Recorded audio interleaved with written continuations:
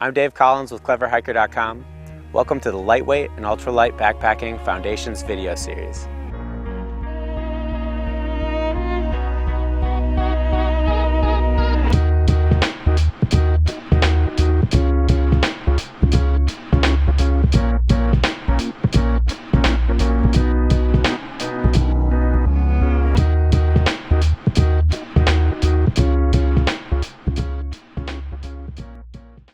This video series, paired with our gear recommendations document, will teach you exactly how to lighten your pack and head out to have some of the most comfortable and enjoyable backpacking trips of your life.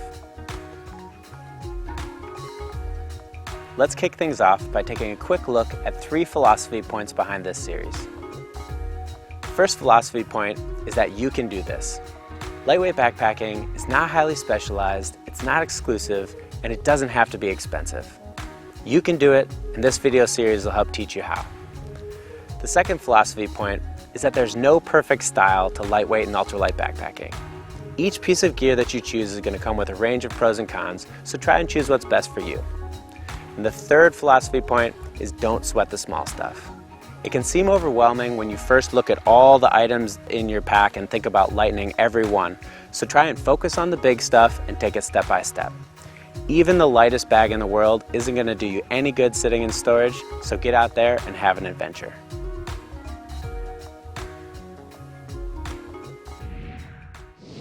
Let's get into the basics of lightweight backpacking. If you reduce the amount of weight that you're carrying on your back, you're going to feel so much more comfortable on the trail, and you're also going to save a ton of energy. Lightweight and ultralight backpacking are pretty much the same thing, just with different weight distinctions. A lightweight backpack has a base weight of 20 pounds or less, where an ultralight bag has a base weight of 12 pounds or less. The same concepts apply. Many people are familiar with lightweight backpacking because of thru-hikers. Thru-hikers hike long trails from end to end, often covering over 20 miles a day while they do it. Might seem like you have to be a superhuman to cover that much ground, and thru-hikers are really tough. But the key is in weight reduction. If you reduce the amount of weight that you're carrying on your pack, you save a bunch of energy. And what you choose to do with that energy is up to you. You could chill and camp, read a book, go for a swim, or cover more ground.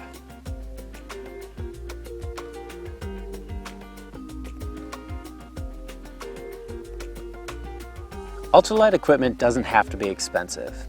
A lot of the manufacturers that produce some of the lightest gear don't sell their stuff in large outdoor stores, and they can pass the savings on to you.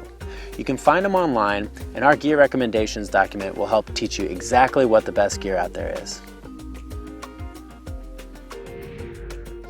Another nice thing about ultralight backpacking is that it'll get easier the more you get into it. For example, if you leave some gear behind and switch from a traditional style shelter to an ultralight shelter, you've saved a lot of space and weight in your backpack. So you won't need a heavy traditional style backpack to carry all that gear.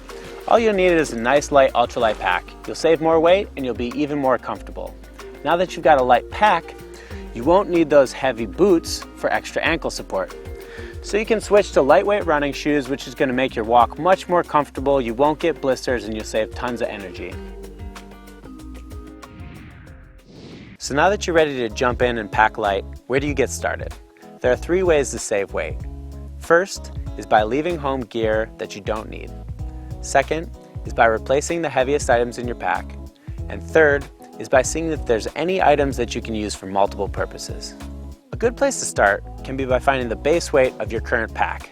Then you can set a goal for how light you'd like your pack to be. To find your base weight, simply load it up with all the gear that you usually bring on a backpacking trip, but leave out food, fuel, and water, which are variable items.